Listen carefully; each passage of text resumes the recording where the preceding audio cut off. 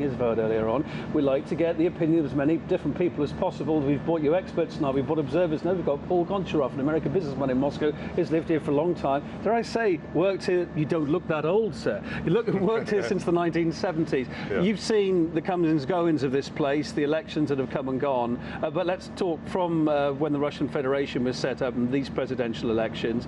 What do you make of this? The build-up to it, the vote and the result, in a nutshell? Well, I think it was largely expected.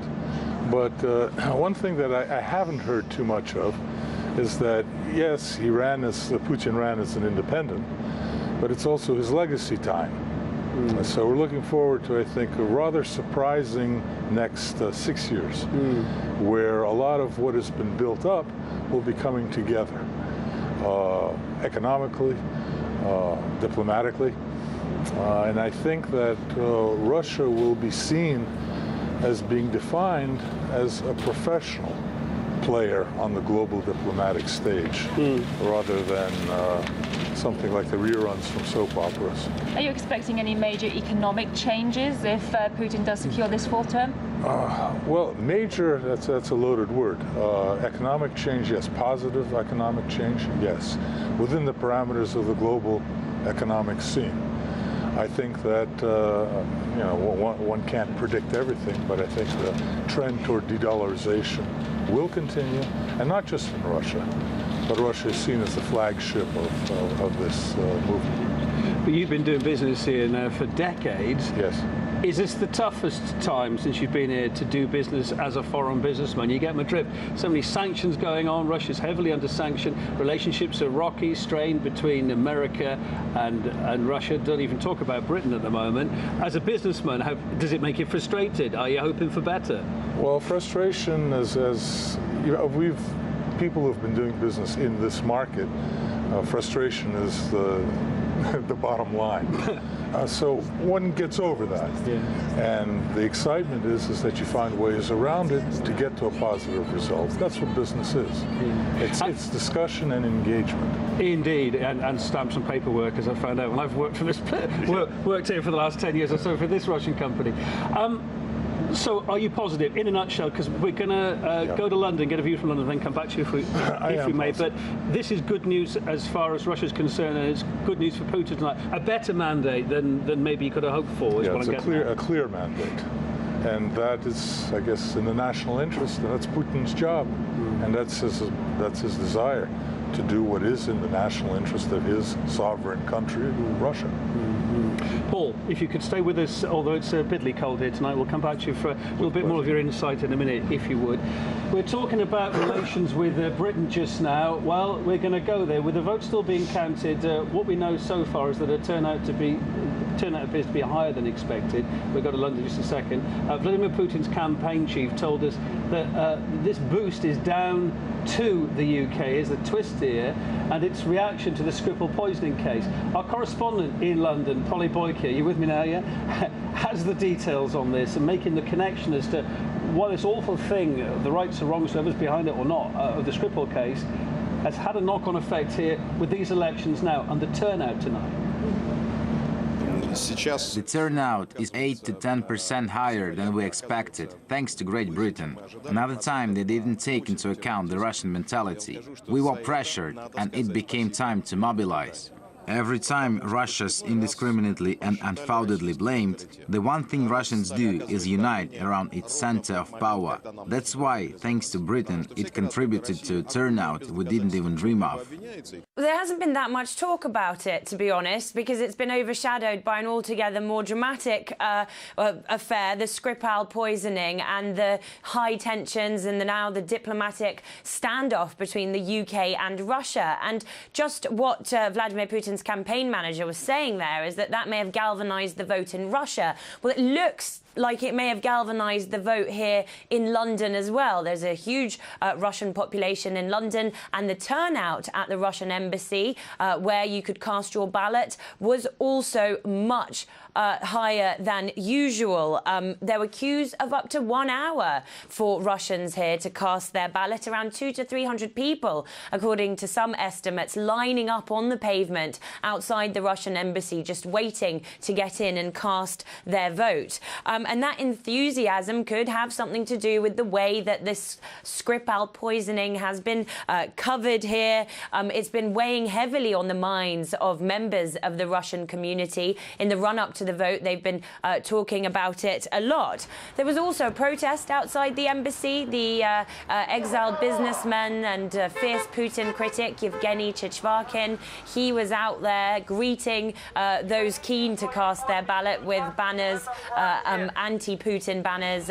Clearly, he's not keen on a Vladimir Putin 4.0. The newspaper coverage here in the UK has been... It's been very critical of Vladimir Putin. It's very much conveyed the message that his re-election was inevitable in the run-up to this vote. It hasn't taken up many column inches in the Sunday papers. This is page 7 of one of the broadsheets, and it's talking about Putin's re-election as president being inevitable.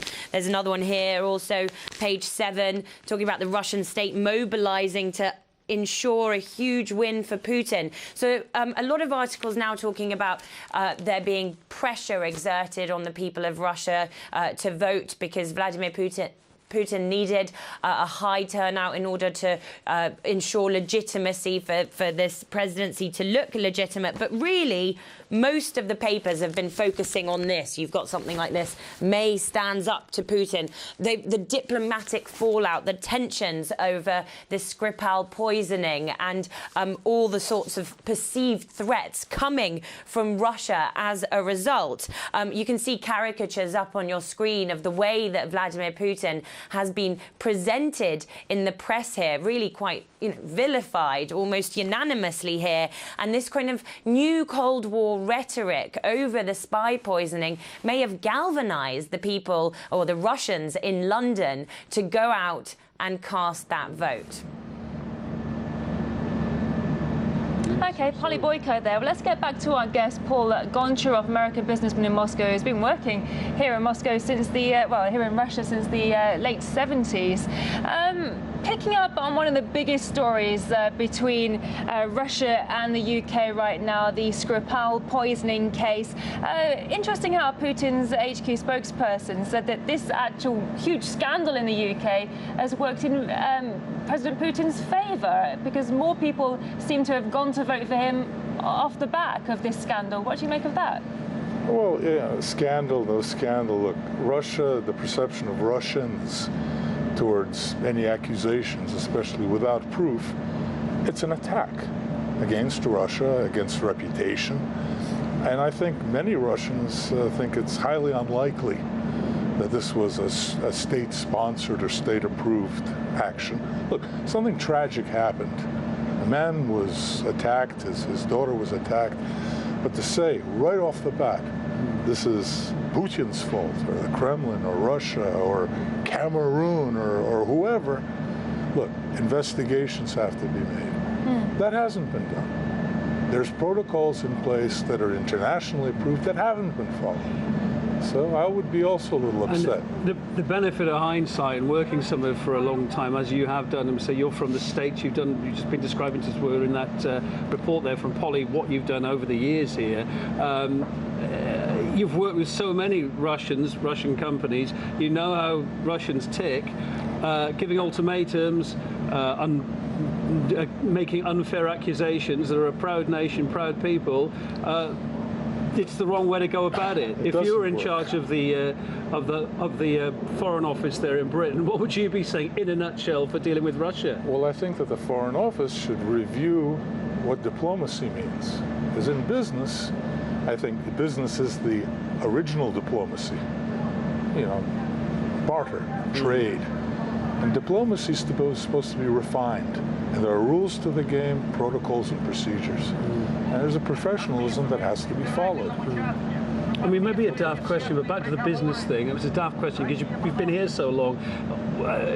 What's it like working here? If you didn't like it, daft question, you'd be gone.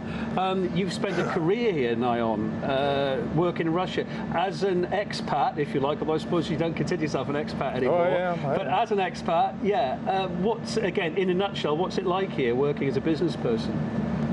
You have to be aware. You've got to know your business. and stick to your agreements. Because by and large, despite the PR, Russians stick to agreements, especially if there's something contracted, it is done. How you interpret the wording, look, that's the same worldwide. You know, some this, some that, but it's very, very solid here. Paul, it's been really good to see you tonight. Thanks for coming in with us. I know it's a bit cold. We'll let you get on with your night now. Thank you very much. Okay. Great. Have a All good best one. to you.